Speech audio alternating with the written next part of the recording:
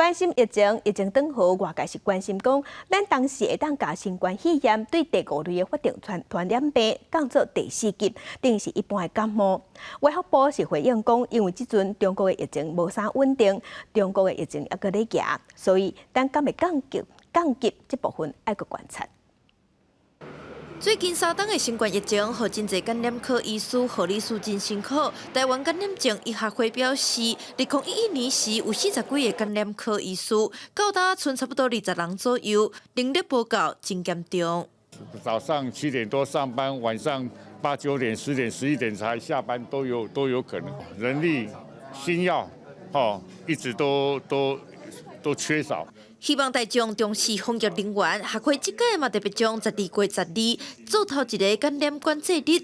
另外，随本土疫情转好，各界有人咧问指挥中心什么时阵退场，也阁有新冠肺炎敢要降级，敢会伫年底正就该传染病类别。出席活动的卫福部处长周宗良安尼讲。 整个COVID的国内的轻重症的变化情形，以及国外的疫情，特别是中国大陆，那么这一波疫情的影响如何？那么会作为我们决定是不是把第5类降为第4类的这个时间的考量。 周宗良表示，虽然国内疫情转好，但是中国疫情不明，数字悬悬低低，即马阁亲像登去到武汉疫情拄团时，阁需要观察一段时间。未来嘛会伫传染病类别经过了后，再来讨论指挥中心何时来退场。